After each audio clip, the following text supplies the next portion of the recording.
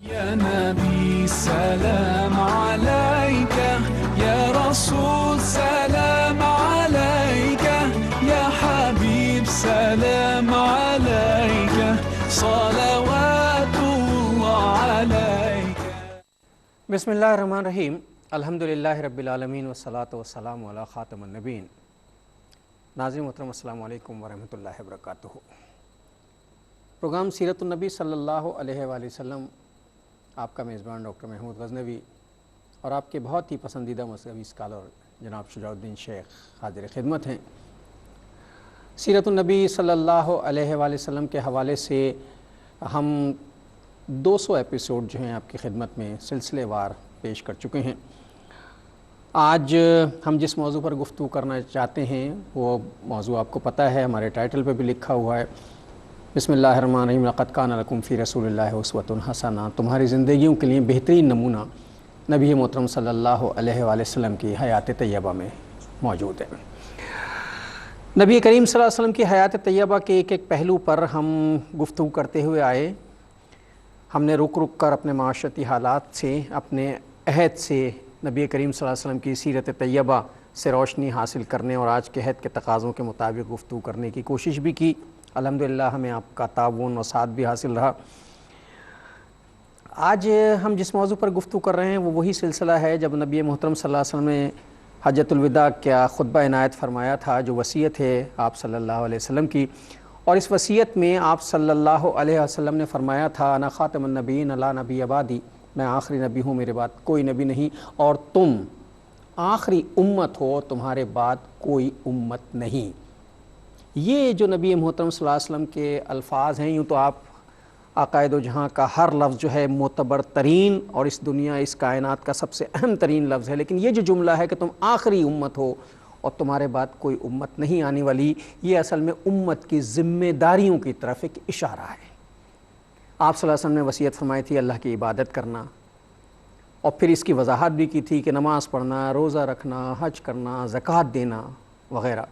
تو ہم نے بہت تفصیل سے گفتگو کی عبادت کا مفہوم کیا ہے، اور سیپریٹ عبادتیں جو ہیں بتائی گئی ہیں، ان کا مطلب کیا ہے۔ ایک مجموعی عبادت ہے اور یہ علیحدہ علیحدہ عبادتوں کی جو تخصیص کی گئی ہے، اس کا مطلب کیا تھا۔ آپ کو یاد ہوگا کہ آخری پروگرام جو پچھلے مرتبہ آپ نے دیکھا ہے، اس میں ہم حج کی اہمیت پر گفتگو کر رہے تھے، اور مجھے تھوڑا سا یاد ہے، ابھی شجاع صاحب سے پوچھ بھی لیتے ہیں، کہ ہم حج کے گلوبلائزیشن پر بات کرنا چاہتے تھے جو وقت ختم ہو گیا۔ تو میں شجاع صاحب سے چاہوں گا کہ میری یادداشت تھوڑی سی بحال کرا دیں، ریکیپ دیں تھوڑا سا، پھر اس کے بعد ہم چلتے ہیں۔ السلام علیکم۔ وعلیکم السلام ورحمۃ اللہ۔ کیسے مزاج ہیں؟ الحمدللہ رب العالمین۔ آپ خیریت سے ڈاکٹر صاحب؟ ہاں جی، موسم کی سختی کیسی ہے؟ بس اللہ تعالیٰ عافیت کا معاملہ فرمائے۔ قرآن حکیم میں ایک جگہ یہ ذکر بھی ہے، ناظرین کرام، کیونکہ کراچی اسٹوڈیوز میں پروگرام ریکارڈ ہو رہا ہے اور اب یہ مئی کا مہینہ جاری ہے، تو آپ یقیناً گرمی کی شدت کے حوالے سے بات کرنا چاہ رہے ہیں۔ اللہ تعالیٰ عافیت کا معاملہ فرمائے۔ البتہ یہ ضرور ہے کہ کل کی گرمی سامنے رہے تو آج کی گرمی کو شاید آدمی ہلکا ہی سمجھے گا۔ اللہ تعالیٰ جہنم کی گرمی سے ہم سب کو محفوظ رکھے، اور جہاں جہاں کوئی شدت موسم کا معاملہ ہے، اللہ رحمت بھری بارشیں برسا کر اس میں ٹھنڈک اور راحت اور عافیت ہم سب کو عطا فرمائے۔ اچھا، ہمارے کلچر سا ہو گیا ہے ناظرین، ویسی ایک بات کر رہے ہیں، چونکہ سیرت طیبہ کے حوالے سے پروگرام ہے اور نبی محترم صلی اللہ علیہ وسلم کا لایا ہوا جو ایک دین ہے، اس دین میں رہ کر زندگی گزارنی ہوتی ہے۔ ہر چیز کا ایک پرسیپشن ہوتا ہے اور ایک ہمارا طریقہ ہے، ہماری اپنی ایک تہذیب ہے۔ ہمارے ہوتا ہے کہ جب گرمی بہت زیادہ شدید پڑ رہی ہوتی تو ہم جو زبان سے کچھ الفاظ نکال رہے ہوتے ہیں گرمی کی شدت کے حوالے سے، بعض اوقات کفریہ حد تک ہم قیامت کی گرمی اور اللہ معاف کرے کہ اور کچھ ایسے جملے جو میں نہیں ادا کرنا چاہتا۔ گرمی اللہ کی نعمتوں میں سے ایک نعمت ہے، یہ الگ بات ہے کہ ہمیں اس سے تکلیف محسوس ہوتی ہے۔ گرمی نہ ہو تو اناج نہ پکے، گرمی نہ ہو تو بادل نہ بنے، گرمی نہ ہو تو ہماری فصلیں تباہ ہو جائیں، گرمی نہ ہو، اللہ کی ایک حکمت ہے۔ تو گرمی کو بھی جو ہے اللہ کی نعمت سمجھنا چاہیے، ہاں اس سے حفاظت تدابیر کرنی چاہیے، تدابیر کی جا سکتی ہیں۔ اور ایک اصول حدیث میں بتایا گیا کہ دنیا کے معاملات میں اپنے سے نیچے والوں کو دیکھو۔ اگر میں کراچی میں بیٹھا ہوں، 35 سے 40 ڈگری اگر ٹیمپریچر ہے، تو میں دیکھ لوں کہ سبی اور جیکب آباد کے علاقوں کے اندر 45 48 تک کا ٹیمپریچر موجود ہوگا۔ میں اگر پنکھے کی ہوا کے نیچے بیٹھا ہوں تو میں یہ دیکھ لوں کہ بہت سے وہ لوگ ہیں جن کو 8 8 گھنٹے اسی شدید دھوپ کے اندر کھلے آسمان تلے محنت کرنا پڑتی ہے۔ میں اگر ایک پنکھا افورڈ کر سکتا ہوں، میرے گھر میں بجلی موجود ہے، تو شاید بہت سے لوگ خیموں کے اندر رہتے ہوں گے، یہ ٹین کی چادروں کے تحت رہتے ہوں گے، کہ جن کی ٹین کی چادریں جب تپتی ہوں گی تو پنکھے کی ہوا کے باوجود وہاں گرمی کی شدت موجود ہوگی۔ اگر ہم سب اپنا وتیرہ بنا لیں، اپنے سے نیچے والوں کو دیکھنا شروع کر دیں، تو جس کیفیت پر ہوں گے ایک اطمینان بھی ہوگا، اور شکر کا جذبہ بھی پیدا ہوگا۔ اصل میں ہماری مصیبت یہ ہے، سوسائٹی میں ہمارا مسئلہ ہے کہ ہماری نظر اوپر کی طرف ہوتی ہے، حالانکہ ہماری نظر نیچے کی طرف ہونی چاہیے۔ جب ہم سے کمتر کو دیکھتے ہیں تو شکر پیدا ہوتا ہے، توکل پیدا ہوتا ہے۔ جب ہم اوپر کی طرف دیکھتے ہیں تو لالچ پیدا ہوتا ہے، حسد پیدا ہوتا ہے، اور انسان جو ہے پھر حلم مزید کے چکر میں پڑ جاتا ہے، اور حسد جو ہے وہ بہت ایک ایسی بیماری ہے کہ جس کا کوئی علاج نہیں ہوتا۔ مجھے ایک صاحب نے ایک گرمی کی شدت کے حوالے سے ایک مرتبہ بتایا تھا، میں نے اسے کئی مرتبہ کر کے دیکھا، شیئر کر رہا ہوں میں اپنے ناظرین سے، کہ جب گرمی بہت شدید ہو تو باہر نکلیں اور قابل برداشت نہ ہو تو پھر کہنا چاہیے اللہم اجرنا من النار۔ جی بالکل، اللہم اجرنی من النار اللہ کے پیغمبر علیہ السلام کی مستقل یہ دعا ہے۔ دیکھیے اللہ کے پیغمبر علیہ السلام تو معصوم اور خطاؤں سے پاک، جن کے لیے مقام بلند کا اعلان، جن کے لیے مقام محمود کا اعلان، جن کی یہ شان کے ورفعنا لک ذکرک، جن کی یہ شان کے اعطیناک الکوثر، جن کی یہ شان کے رحمت للعالمین، جن کی یہ شان کے جن کے لیے سب سے پہلے جنت کا دروازہ کھولا جائے گا، جن کی یہ شان کے جن کو شفاعت کبریٰ کا حق عطا کیا جائے گا۔ اللہ کے پیغمبر علیہ السلام صبح کی نماز کے بعد کے اذکار میں 7 مرتبہ دعا فرماتے اللہم اجرنی من النار، اے اللہ مجھے آگ سے بچا لیجئے۔ شام کے اوقات کے اذکار میں 7 مرتبہ اللہم اجرنی من النار، اے اللہ مجھے آگ سے بچا لیجئے۔ اندازہ کیجئے جس ذات کے لیے تو معصومیت کا اعلان ہے، جو خطاؤں سے پاک اور جن کی درجات کی بلندی کا ذکر ہے اور جن کی شان بار بار قرآن بیان فرماتا ہے، وہ اگر جہنم کی آگ کے حوالے سے فکر مند ہیں تو امت تو کس قدر گناہوں میں ڈوبی ہوئی ہے، امت کو بھی اس کا احساس کرنا چاہیے۔ ایک اور چھوٹی سی بات صرف ہمارے ناظرین کی تعلیم کے لیے، کبھی پڑھا جاتا ہے اللہم اجرنی اور کبھی پڑھا جاتا ہے اللہم اجرنا۔ اجرنی واحد کے لیے اللہم اجرنی من النار، اے اللہ مجھے آگ سے بچا لیجئے، اور اللہم اجرنا من النار، اے اللہ ہم سب کو آگ سے بچا لیجئے۔ یہ جو آپ نے فرمایا نا کہ قیامت کی گرمی کو یاد رکھنا، غزوہ تبوک کا بیان تفصیل آئی تھی ہمارے سامنے، اور منافقین نے کہا تھا نکلنے والوں کو، جو اللہ کی راہ میں اہل ایمان نکل رہے تھے، کہ مت نکلو، لا تنفروا فی الحر، ارے بڑی شدید گرمی ہے، کیا شدید اور کیا سخت ترین موسم تھا، اور فصل بھی تیار تھی، فصل تیار، کھجوریں پکی ضائع ہوئی ہونے کا تھی، امکان، تو شدید گرمی ہے۔ تو قرآن نے تبصرہ فرمایا قل نار جہنم اشد حرا، اے نبی کریم صلی اللہ علیہ وسلم ان سے فرمائیے جہنم کی آگ اس سے زیادہ شدید تر ہے۔ تو بہرحال اس کا لحاظ رکھیں، اس کو یاد رکھیں، تو یہ گرمی کم محسوس ہوگی۔ تدبیر ضرور اختیار کریں، کوئی اے سی افورڈ کر سکتے اے سی لگا لے، کوئی پنکھا افورڈ کر سکتے پنکھا لگا لے، کوئی گاڑی میں اے سی افورڈ کر سکتے لگا لے، یہ اسباب ضرور اختیار کر لیے جائیں، البتہ سب سے بڑی آگ کو سامنے رکھا جائے، اسے استعارہ سمجھنا چاہیے اس آگ کا۔ بالکل۔ اور ایک اور بات جس کی طرف آپ اشارہ فرما رہے تھے، میں چاہتا ہوں وہ حدیث بھی کلیئر ہو جائے، واضح ہو کر سامنے آ جائے۔ اللہ کے پیغمبر علیہ السلام نے فرمایا کہ دنیا کے معاملات میں اپنے سے نیچے والے کو دیکھو، اور دین کے معاملات میں اپنے سے اوپر والے کو دیکھو۔ جب میں دین کے معاملے میں اپنے سے اوپر والے کو دیکھوں گا تو اپنی نیکی پر گھمنڈ بھی نہیں ہوگا، اطمینان بھی نہیں ہوگا، اور خیر و نیکی میں آگے بڑھتا چلا جاؤں گا۔ جبکہ دنیا کے معاملات میں اپنے سے نیچے والوں کو دیکھوں گا تو جیسا آپ نے فرمایا ہوس نہیں رہے گی، لالچ نہیں رہے گی، طمع نہیں رہے گی، اور میں قناعت کی روش اور شکر گزاری کی روش پر آ جاؤں گا۔ یہ بڑا پیارا اصول حدیث میں آتا ہوا۔ اور آج کا جو سب سے بڑا ایک نفسیاتی مسئلہ ہے، بیماریوں میں ایک سب سے بڑی بیماری ہے، وہ ڈپریشن کی بیماری۔ ڈپریشن عدم اطمینانی کیفیت ہے جو انسان پہ تاریک نفسیاتی کیفیت طاری ہوتی ہے۔ عدم اطمینان اس وقت پیدا ہوتا ہے جب ہمارے اندر سے توکل نکلنا شروع ہو جاتا ہے، جب ہمیں سامنے بہت کچھ نظر آ رہا ہوتا ہے اور لگتا ہے کہ ہمارے پاس کچھ نہیں ہے، تو عدم اطمینان پیدا ہوتا ہے، وہ ہمیں ڈپریشن کی بیماری میں مبتلا کر دیتا ہے۔ تو زندگی میں گزارنے کے لیے رسول اللہ صلی اللہ علیہ وسلم نے زندگی کے چھوٹے چھوٹے میں نے اصل میں پروگرام یوں ہی ایک بات شروع کر لی گرمی سے، چونکہ ہماری زندگی کا اوڑھنا بچھونا، ہماری زندگی کا ہر لمحہ جو ہے وہ نبی محترم صلی اللہ علیہ وسلم کی حیات طیبہ سے ماخوذ رہنا چاہیے۔ ہمیں جس طرح آپ نے بتایا کہ ہر لمحے میں ہمیں گرمی ہے تو بھی ہمیں اللہ کی طرف رسول کی طرف رجوع کرنا چاہیے، سردی ہے تب بھی ہمیں اللہ اور اللہ کے رسول سے ہدایت حاصل کرنی ہے۔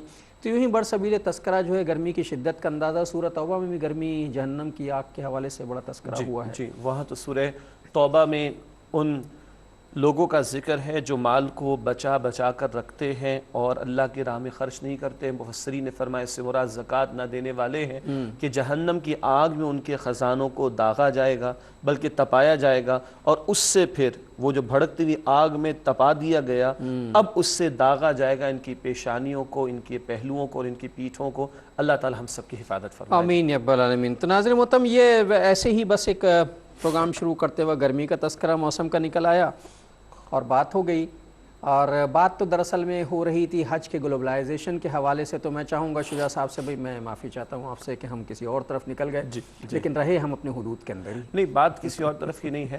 ظاہری بات ہے کہ زندگی کی تمام گوشوں کے لیے ہی اللہ کے پیغمبر علیہ السلام کا اسوہ ہمیں عطا فرمایا گیا. میں اصل میں بتانا بھی یہی چاہتا ہوں کہ ہماری زندگی کے چھوٹے سے چھوٹا معاملات, گرمی کا, سردی کا, کھانے کا, پینے کا, وہ ماخوذ یہیں سے ہے. لقد کان لکم فی رسول اللہ اسوۃ حسنہ.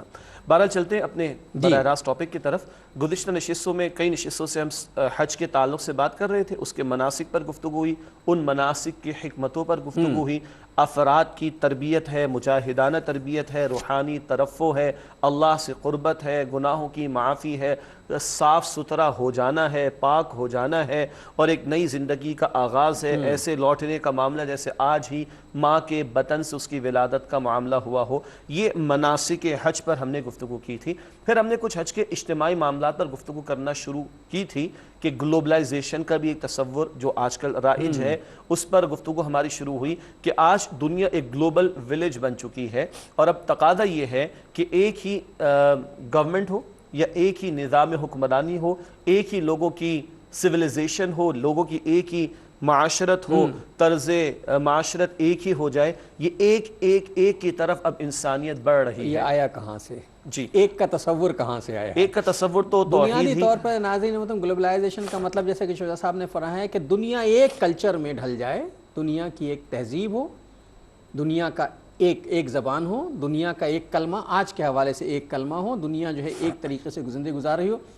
یہ آج کا کانسیپٹ ہے, 21ویں صدی کا کانسیپٹ ہے, اور یہی کانسیپٹ جو ہے رسول اللہ صلی اللہ علیہ وسلم نے اب سے 1500 سال پہلے ساری دنیا کے لوگوں کو ایک جگہ, میں نے کہا نا خطبہ حجۃ الوداع میں کم و بیش 1,24,000 صحابہ کرام موجود تھے, اور یہ صرف مدینہ اور مکہ کے لوگ نہیں تھے بلکہ دور دراز علاقوں کے آئے ہوئے صحابہ کرام تھے, جس سے آپ صلی اللہ علیہ وسلم نے یہ وصیت کا خطبہ عنایت فرمایا تھا. یہ گلوبلائزیشن کا کانسیپٹ ہے. بالکل. تو آج کیونکہ یہ چیلنج ہے اس دور کا, چیلنج ہے, اور دین اسلام کا یہ دعویٰ ہے کہ اللہ سبحانہ و تعالیٰ نے یہ دین مکمل فرما کر عطا فرمایا. اسی حجۃ الوداع کے موقع پر آیت آئی نا, سورہ المائدہ آیت نمبر 3, الیوم اکملت لکم دینکم واتممت علیکم نعمتی ورضیت لکم الاسلام دینا. آج کے دن میں نے تمہارے دین کو مکمل فرما دی, اپنی نعمت تم پر مکمل فرما دی, اور اسلام کو بطور دین, as a system of life, as a code of life, as a نظام حیات, اللہ فرماتے میں نے اسلام کو تمہارے لیے پسند فرما لیا.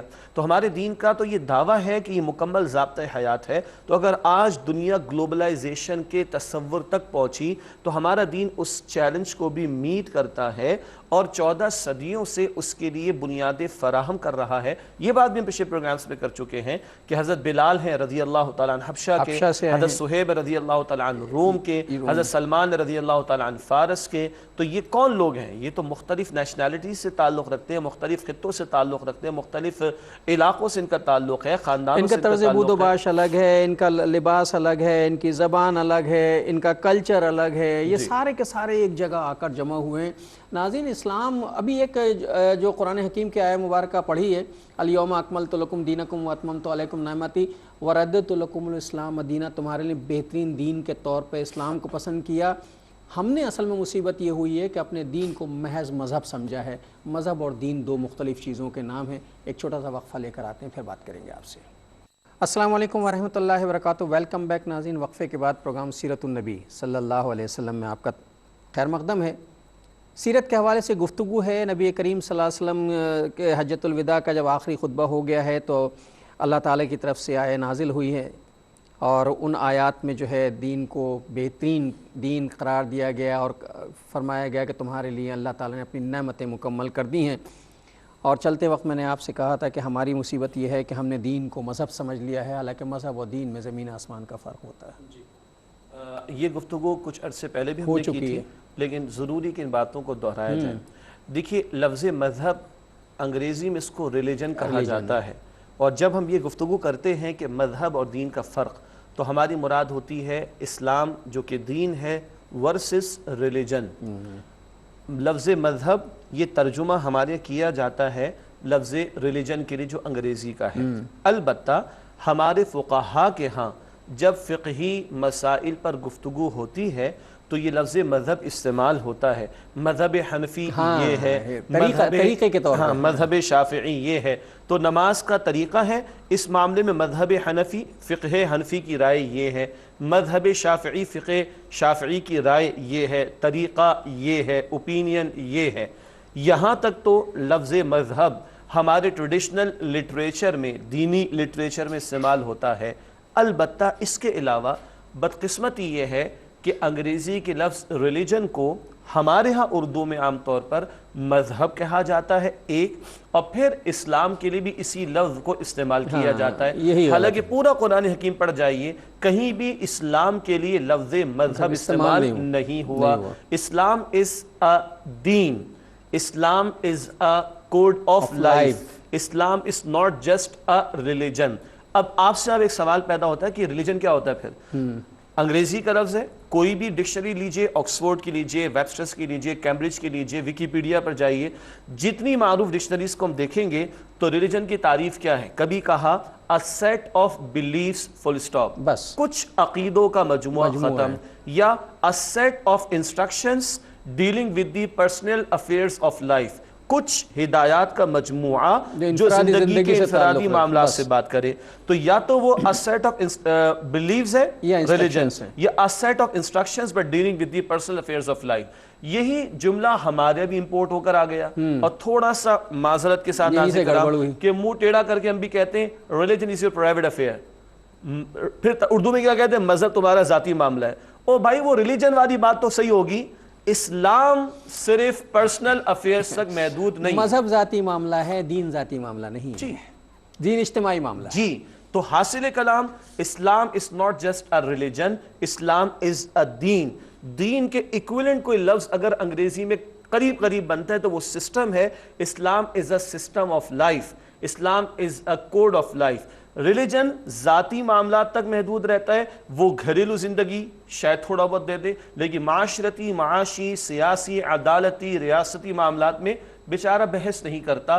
اس لیے انگریزی میں لفظ ریلیجن کے لیے بات ٹھیک ہے، وہ پرسنل افیئرس کا معاملہ ہوگا، but when it comes to اسلام، جب یہ اسلام کی بات آئے، اللہ فرماتے الیوم اکملت لکم دینکم مکمل کر کے دیا۔ اللہ فرماتے البقرہ آیت نمبر 208 ادخلوا فی السلم کافہ، اسلام میں پورے کے پورے داخل ہو جاؤ۔ اللہ فرماتے سورۃ البقرہ آیت نمبر 85 میں کچھ کو مانتے ہو اور کچھ کو نہیں مانتے، بعض احکامات لے لیے، بعض کو تم نے چھوڑ دیا، یہ قابل قبول نہیں، اس کی سزا ہے ذلت اور رسوائی اور قیامت کے دن شدید تر عذاب۔ یہ البقرہ کی آیت نمبر 85 میں تفصیل آتی ہے۔ اسلام عقائد بھی عطا کرتا ہے، عبادات بھی عطا کرتا ہے، خوشی غمی کے معاملات کے لیے رسومات بھی عطا کرتا ہے۔ اسلام گھر کی زندگی کے لیے، معاشرت کے لیے، معیشت کے لیے، سیاست کے لیے، عدالت کے لیے، ریاست کے لیے، بین الاقوامی معاملات کے لیے، اور آج ہم بات کر رہے ہیں گلوبلائزیشن کی اگر، تو اس کے لیے بھی رہنمائی عطا کرتا ہے۔ یہ بہت بڑا نظریاتی مسئلہ ہے جس کی کلیئرٹی ضروری ہے کہ اسلام ایک مکمل ضابطہ حیات ہے، فرد سے لے کے معاشرہ، اور معاشرے سے لے کر ریاست و نظام، اور ریاست و نظام سے لے کے پورا گلوب، اس سب کے لیے رہنمائی دیتا ہے۔ یہ ایک محض ریلیجن نہیں ہے جو چند باتوں تک محدود ہو۔ ناظرین محترم، اس کا ایک نقصان یہ ہوا، یہ بحث ہم اس لیے بھی کرنا چاہتے تھے، میں خاص طور پر کرنا چاہتا تھا اور جگہ جگہ کرتا بھی ہوں، کہ اصل میں ایک پرابلم آ گئی ہے، وہ یہ کہ جب ہم مذہب کر رہے ہوتے ہیں تو اس سے جو کانسیپٹ آیا ہے اس نے ہمیں ایک دوسری طرف لگا دیا ہے، اور وہ ہم سیکولرزم کی طرف چلے گئے۔ سیکولرزم کا مطلب یہ ہے کہ کسی معاشرے میں ہر آدمی اپنے اپنے مذہب کے مطابق، دین کا، اسٹیٹ کا کوئی باقاعدہ کوڈ آف لائف، کوئی کوڈ آف ایتھکس نہیں ہونا چاہیے۔ قرآن حکیم کی اس آیت مبارکہ کے مطابق کہ الیوم اکملت لکم دینکم واتممت علیکم نعمتی وردیت لکم الاسلام دینا، کہ تمہارے لیے بہترین دین کی تفصیل جو بیان ہو چکی کہ بہترین نظام تمہارے لیے زندگی گزارنے کا، چاہے وہ انفرادی ہو، اجتماعی ہو، دنیاوی ہو یا اخروی ہو، اس کے لیے اللہ تعالیٰ نے ایک پورا نظام ہمیں عطا کیا ہے۔ جب وہ دین عطا ہو جاتا ہے تو اس کے بعد پھر کسی ازم کی، چاہے وہ سیکولرزم ہو، چاہے وہ کیپٹلزم ہو، چاہے وہ کمیونزم ہو، چاہے وہ سوشلزم ہو، جتنے بھی دنیا کے ازم ہیں ان کی سب کی ویلیو ختم ہو جاتی ہے، اس لیے کہ یہ ازم جو ہیں یہ جو ہیں وہ قائم مقام ہے مذہب کے تقریباً، دو باتیں انسانوں کے ہیں، بنائے ہوئے پہلی ہاں یہ ہے اصل بات، انسانوں کے بنائے ہوئے ہیں۔ نمبر ایک وہ انسانوں کے بنائے ہوئے ہیں، اور انسان شارٹ سائٹڈ ہوتا ہے، انسان کی بصیرت کم ہے، انسان کی عقل کم ہے، بدلتے حالات میں وہ تجربات کرتا ہے، کبھی ری ایکشن میں بناتا ہے۔ کیپٹلزم کی ری ایکشن کی انتہا سوشلزم کی صورت میں سامنے آئی، اور پھر اس کے اگینسٹ دوبارہ کیپٹلزم کی طرف انسانیت آ گئی۔ تو یہ جتنے ازمز ہیں یہ انسانی ذہن کی اختراع یا ایجاد ہے۔ اور مجھے اجازت دیجئے ڈاکٹر صاحب، دنیا میں پارٹیاں دو ہی ہیں قرآن کے مطابق، سورہ مجادلہ 28 پارہ، حزب اللہ اور حزب الشیطان، اللہ کی پارٹی، شیطان کی پارٹی۔ اسی طرح نظام اصلاً دو ہی ہیں، یا تو اللہ کا ہوگا یا شیطان یا اس کی ریفلیکشن ہوگی، باطل کا ہوگا۔ اسی طریقے میں جتنے ازمز کی آج کل ہماری باتیں کی جاتی ہیں، اور ایک اور ایڈ کر لیں لبرلزم کے نعرے، یہ کیا ہے؟ یہ دراصل آزادی کا نعرہ۔ آزادی کس سے؟ الہامی تعلیم، وحی الہی، ڈیوائن گائیڈنس سے آزادی۔ اور جیسے کہ نعرہ لگایا کہ government of the people, for the people, by the people, عوام کی حکومت عوام کے لیے، عوام کریں گے، ویئر از اللہ سبحانہ وتعالی۔ جبکہ قرآن 3 دفعہ فرماتا ہے، سورہ انعام کی آیت نمبر 57، سورہ یوسف کی آیت نمبر 40، سورہ یوسف کی آیت نمبر 67 میں ان الحکم الا للہ، حکم کا اختیار اللہ کے لیے ہے، سروری زیبا فقط الذات بے ہمتا کو ہے، حکم راہ ایک وہی، باقی بتانے آزری۔ حکمرانی صرف اللہ کو حاصل ہے۔ حاکم اعلیٰ جو ہے اس کائنات کا وہ ہے جس نے اس کائنات کو تخلیق کیا ہے، مالک و مختار وہ ہے، تصرف اسے حاصل ہے، اختیار اسے حاصل ہے جس کائنات کو بنایا ہے اور اس کائنات نے مجھے تخلیق کیا ہے، وہ میری ضرورتوں کو زیادہ بہتر سمجھتا ہے۔ کوئی نظام وضع کرنے والا ہماری انفرادی ضرورتیں، جذباتی ضرورتیں، نفسیات، چونکہ میرے رب کی شان یہ ہے کہ وہ رب العالمین ہے، اور رب جو ہے وہ ہماری ضرورتوں کو سمجھ کر ان کی کفالت کرتا ہے۔ ہر آدمی کے بس کی بات، ہر آدمی کسی کے بس کی بھی یہ بات نہیں ہے، اس لیے اس معاملے کو سمجھنا بہت ضروری ہے کہ دین و مذہب دو مختلف چیزیں ہیں۔ جب ہم مذہب کی رٹ لگاتے ہیں تو پھر ہم لبرلزم اور سیکولرزم کی طرف جا رہے ہوتے ہیں، اور یہیں سے ہماری تباہی اور بربادی کا آغاز ہو جاتا ہے۔ ایک مکمل دین، ایک مکمل ضابطہ حیات، اور وہ ضابطہ حیات جس کو ہر سال جس کو ہمیں دہرایا جاتا ہے، جس کی ہمیں ٹریننگ دی جاتی ہے گلوبلائزیشن کی، کہ ایک ہو مسلم حرم کی پاسبانی کے لیے، نیل کے ساحل سے لے کے تابہ خاک کاشغر۔ تو یہ گلوبلائزیشن ہے نا۔ بالکل۔ تو اب بات کر لیتے ہیں گلوبلائزیشن کے چیلنجز کے حوالے سے۔ بات ہو رہی ہے کہ ایک سویلائزیشن ہو، ایک زبان شاید مشکل بات ہو جائے، مگر ایک نظام حکمرانی ہو اور لوگوں کا ایک کوئی نظریہ ہو جس پر ان کو جوڑنے کی کوشش کی جا سکے۔ تو اسلام تو 14 صدیوں سے یہ نظام ہمیں عطا کر رہا ہے اور اس کی پوری پریکٹس کرا رہا ہے۔ اگر لوکل لیول پر جائیں، پہلے ہم نے بات کی تھی، تو 5 وقتہ نماز ایک لوکل ایریا کے اعتبار سے مختلف خاندانوں کے لوگ ہیں، مختلف قبیلوں کے لوگ ہیں، مختلف کاسٹ کے لوگ ہیں، مختلف زبانوں والے لوگ ہیں، ایک ہی صف میں کھڑے ہو گئے محمود و ایاز، نہ کوئی بندہ رہا نہ کوئی بندہ نواز۔ علاقائی سطح پر چلے جائیں، جمعے کا اجتماع نسبتاً بڑا ہوتا ہے، عام مسجدوں میں نمازیوں کی تعداد چند ایک ہوتی ہے، عام نمازوں میں تو جمعے میں وہ سینکڑوں، بعض اوقات ہزاروں کی تعداد میں ہوتی، ایک اور ویکلی بیسس پر ہمیں اس کا اظہار دکھائی دیتا ہے۔ سالانہ بنیادوں پر آتے ہیں، کھلے میدان میں عید الفطر، عید الاضحیٰ کا اظہار۔ اور اگر انٹرنیشنل لیول پر آ جائیں تو حج کا یہ عمل 14 صدیوں سے آج تک الحمدللہ جاری ہے، جو اس گلوبلائزیشن کے چیلنج کو میٹ کر رہا ہے اور اس کے لیے بنیادیں عطا کر رہا ہے۔ قرآن حکیم میں سورۃ الحج میں یہ ذکر بھی ہے کہ لیشہدوا منافعہم، یہ جو اللہ کے بندے اللہ کے حضور حاضر ہو رہے ہیں اور یہ سارے مناسک حج کو ادا کر رہے ہیں، قرآن کہتا ہے تاکہ وہ حاضر ہوں اپنے منافع کا مشاہدہ کرنے کے لیے۔ تو بہت سارے منافع یا نفع ہیں جو اللہ سبحانہ و تعالیٰ نے اس حج کے عمل میں رکھے۔ انفرادی باتیں تو ہم نے کافی ایک کر لیں، اب آئیے کچھ اجتماعی منافع کا ذکر کر لیا جائے جو آج کے گلوبلائزیشن کے چیلنج کا بھی تقاضا ہے۔ اور اس وقت کی جو سیکولر اسٹیٹس ہیں یا جو سیکولرزم کے دعوے دار ہیں یا لبرلزم کے ایون دعوے دار ہیں، ان غریبوں کے ہاں بھی بلیک اور وائٹ، گورے اور کالے کا فرق ختم نہ ہوا، اعلیٰ ذات اور نچلی ذات کا فرق ختم آج بھی سوسائٹیز میں ہے۔ لیکن یہ اسلام، دیکھیں ایک ہے ہم مسلمان، ہمارے بہت سارے اعمال میں کمی کوتاہی کا معاملہ ہے، مگر ایک ہے اسلام اور ایک ہے اسلام کی تعلیم۔ اسلام تو پرفیکٹ ہے، اور اسلام کی تعلیم پر جہاں جہاں عمل دکھائی دے رہا ہے وہ بھی پرفیکٹ ہے ساری انسانیت کے لیے۔ نماز جب ادا ہو رہی ہے تو یہ اسلام کا ڈسپلن ہے جو لوگوں کے سامنے واضح ہوتا ہے۔ حج جب ادا ہو رہا ہے تو یہ حج کے منافع ہیں جو خود بھی لوگ محسوس کر رہے ہیں اور لوگوں کے سامنے بھی ساری دنیا دیکھ بھی رہی ہے۔ اچھا، پھر اس گلوبلائزیشن میں ایک کانسیپٹ کہتے ہیں ساری دنیا کی تہذیب ایک ہونی چاہیے، سب کی زبانیں تقریباً ایک ہونی چاہیے، جو ممکن نہیں ہے۔ لیکن ایک چیز جو اسلام ہمیں دیتا ہے وہ یہ کہ ہم دنیا کے کسی خطے میں چلے جائیں، جو انسان کا ایک نفسیاتی مسئلہ ہے کہ وہ اجنبیت سے گھبراتا ہے۔ ایک امام کھڑا ہو، چاہے اس کا تعلق افریقہ سے ہو، وہ ڈچ زبان بولتا ہو، وہ رشین زبان بولتا ہو، لیکن جب نماز میں کھڑا ہوتا ہے تو وہ اللہ اکبر ہی کہہ رہا ہو، اللہ اکبر ہی کہتا ہے، سورہ فاتحہ اسی طرح پڑھو۔ یعنی ایک اپنائیت، ایک زبان کی یکسانیت اور ایک جڑنے کا جو کانسیپٹ ہے دنیا بھر میں، وہ صرف اسلام سے ملتا ہے۔ دیکھیے ہماری اس گفتگو میں اب آپ کی بات سے مجھے 2-3 باتیں یاد اللہ تعالیٰ نے دلا دی۔ لَقَدْ كَانَ لَكُمْ فِي رَسُولِ اللَّهِ أُسْوَةٌ حَسَنَةٌ۔ مسلمان کے گھرانے میں بچہ دنیا کے کسی بھی کونے میں پیدا ہو، وہ 7ویں دن عقیقہ کرتا ہے، جی ٹھیک ہے، پیدائش کے بعد اذان اذان ملتی ہے اقامت اور وہ تحنیک کا عمل، اور 7ویں دن وہ عقیقہ کرتا ہے، چاہے دنیا کے کسی بھی کونے کا ہو۔ جب بھی ملاقات کرتا ہے السلام علیکم کہتا ہے، چاہے وہ انگلش بولنے والا ہو، فرینچ بولنے والا ہو یا جرمن بولنے والا ہو، اور جیسے وہ اگلے اجنبی سے جملہ سن لیتا ہے تو ایک اپنائیت سے آ جاتی کہ ہم 2 ارب مسلمانوں کی فیملی کا حصہ ہیں۔ بدقسمتی یہ ہے کہ آج ہمارے ہاں نہ جانے کیا بات ہے، مسلمانوں کی تعداد پچھلے 20 سال سے ہم سن رہے ہیں بھائی 1.5 ارب ہے، 1.5 ارب ہے۔ اللہ کے بندو، 2 سے زیادہ ہے، اللہ کے بندو، ناظرین کرام نوٹ کیجئے گا، ذرا ایک دلچسپ انالیسز ہے، ویسٹ کا انالیسز یہ، اور یہ 8-10 سال پرانی بات میں آپ کے سامنے رکھ رہا ہوں۔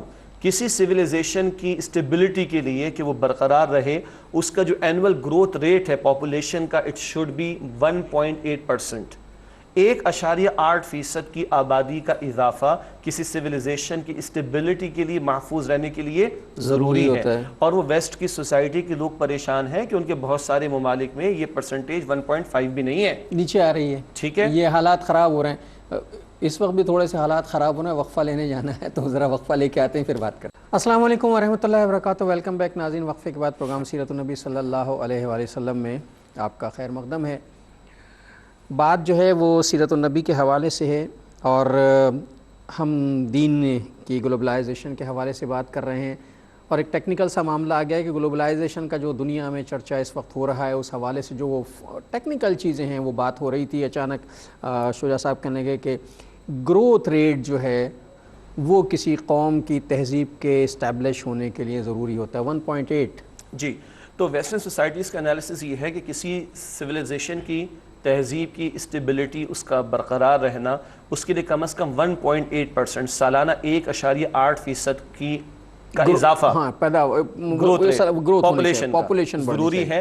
جبکہ ان غریبوں کے ہاں، بیچاروں کے ہاں، بعض کنٹریز کا عالم یہ کہ وہاں پہ 1.5% سے بھی نیچے ہے، ان کو دوہری پریشانی۔ ہمارے متعلق ان کا انالیسس کیا ہے؟ ہمارے متعلق ان کا، یعنی مسلمانوں کے مطابق انالیسس یہ ہے، ہماری جو پاپولیشن بڑھ رہی ہے یہ 3.6%، حیرت انگیز، 1.8 سے ڈبل 3.6%۔ تو میں عرض یہ کرنا چاہ رہا ہوں کہ یہ 10 سال پرانا انالیسس ہے، اور پچھلے 10 سالوں سے ہم یہ کہہ رہے ہیں کہ مسلمان 1.5 ارب ہے دنیا میں، وہ اللہ کے بندوں اگر 3.6 ہم پلس ہوتے چلے جا رہے ہیں تو ہم تو 2 بلین کو کراس کر چکے ہوں گے، جو کہ میرا یقین ہے کہ ایسا ہوگا، مگر یہ بھی چھپایا جاتا ہے۔ لیکن آخر کب تک؟ بتایا جا رہا ہے کہ 2050 کا انالیسس یہ ہے کہ ہماری تعداد دنیا میں سب سے زیادہ ہوگی انشاءاللہ، البتہ اس تعداد کو اللہ ایمان کی حرارت بھی عطا فرمائے، تاکہ دنیا میں ہی ہو رہا ہے۔ جی دیکھیے بیشتر ممالک ایسے ہیں ناظرین محترم کہ جہاں بعض بڑی حیرت انگیز باتیں ہیں، اور اس سے دین اسلام کی حقانیت کا اظہار ہوتا ہے۔ مطلب بعض ممالک ایسے ہیں، بعض دنیا کے حصے ایسے ہیں جہاں مسلم مبلغین ابھی تک نہیں پہنچے، باقاعدہ تبلیغ کرنے والے نہیں پہنچے، لشکر نہیں پہنچے، جو کہتے ہیں نا کہ اسلام جو ہے تلوار اور ہتھیار سے پہلا، لشکر کہیں نہیں پہنچا ہے۔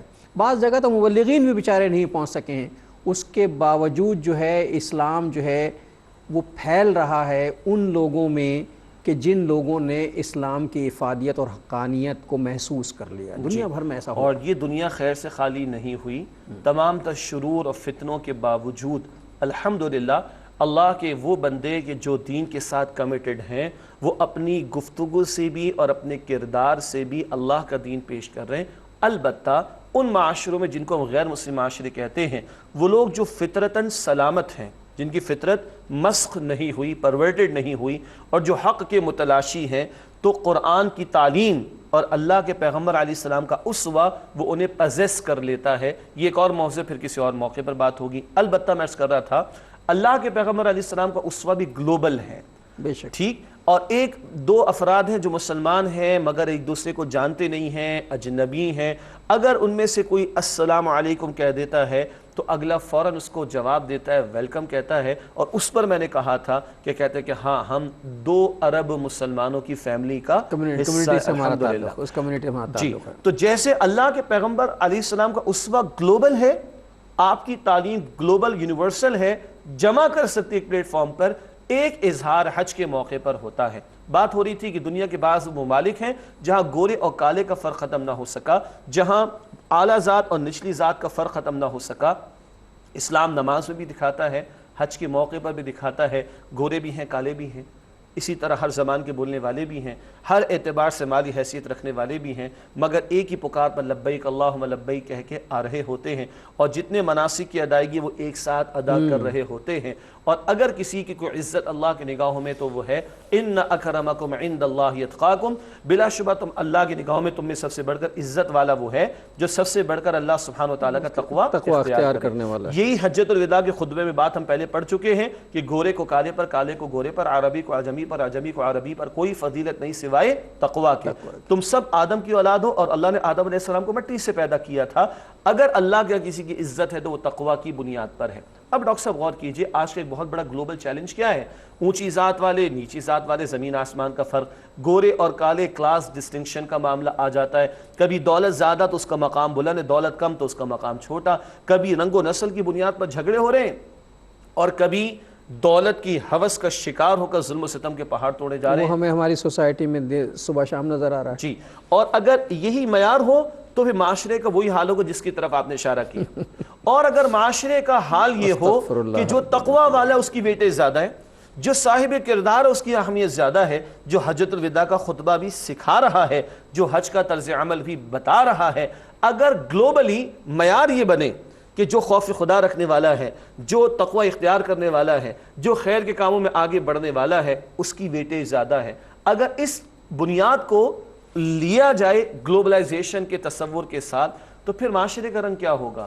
معاشرے میں دینے والے زیادہ ہوں گے، لینے والے کم ہوں گے۔ اور یہ ہو چکا ہے، یہ دنیا یہ تجربہ کر چکی ہے، آسمان نے یہ منظر دیکھ لیا ہے کہ دینے والے جو ہیں مارے پھرتے تھے کہ کوئی لینے والا مل جائے، لیکن کوئی لینے والا نہیں ہوتا تھا۔ یہ اسلام کی برکتیں تھیں جسے ہم نے نظر انداز کیا۔ شجاع صاحب نے گفتگو میں فرمایا تھا کہ صاحب جب ہم ملتے ہیں دنیا کے کسی اور، جب کہتے ہیں السلام علیکم، آپ کو یاد ہوگا ناظرین کہ رسول اللہ صلی اللہ علیہ وسلم نے جب پہلی اسلامی ریاست قائم کی تھی مدینہ منورہ میں، تو ایک صحابی نے آ کر پوچھ لیا تھا کہ ہم کس قسم کا اسلام ہمیں اختیار کرنا ہے۔ آپ نے فرمایا تھا کہ سلام کو عام کرو، بھوکوں کو کھانا کھلاؤ۔ سلام، ہماری سوسائٹی سے ایک چیز نکل گئی، بظاہر بہت چھوٹی سی بات ہے، ہم اسے نظر انداز کرتے ہیں، لیکن اس کی برکتیں جتنی زیادہ تھیں وہ معاشرے سے ختم ہو گئی۔ سلام کی روایت ہمارے یہاں ختم ہوئی ہے، ہم نہیں کرتے، کچھ تکبر بھی ہے۔ اور اللہ کے پیغمبر علیہ السلام فرماتے ہیں کہ سلام کو پھیلاؤ، سلام کرو چاہے تم اگلے کو جانتے ہو یا نہ جانتے ہو۔ اللہ کے پیغمبر علیہ السلام نے یہ بھی فرمایا کہ سلام میں پہل کرتا ہے، جسے ہم آج کی جدید ٹیکنیک میں کہتے ہیں نا کہ پبلک ریلیشن، یہ پبلک ریلیشن کی ٹیکنیکس میں سے ایک بڑی ٹیکنیک ہے۔ اور سر اگر السلام علیکم کے الفاظ کے اندر اس کی تفصیل میں جائیں تو لفظ پبلک ریلیشن بھی بہت چھوٹی سی بات ہے۔ پبلک ریلیشن تو آج کی بہت ہی چھوٹی سی وہ ہے، یا تو میں اناؤنس کر رہا ہوں السلام علیکم، ایک بات میں تمہارے لیے سلامتی کا دعا گو ہوں، ایک بات، دوسری بات میں تمہارے لیے سلامتی کا اعلان کرتا ہوں، تم میری جان، تمہاری جان، مال، عزت، آبرو میرے شر سے محفوظ ہے۔ ہے۔ تو پبلک ریلیشن تو بہت چھوٹی سی بات ہے، یا تو میں نے خود اپنے آپ کو تمہارے لیے آفر کر دی، میں تمہارا ہوں، تمہاری جان کو، مال کو، آبرو کو، عزت کو، گھر کو مجھ سے کوئی تکلیف نہیں پہنچے گی، اور السلام علیکم میں تمہارے حق میں سلامتی کی دعا کرتا ہوں۔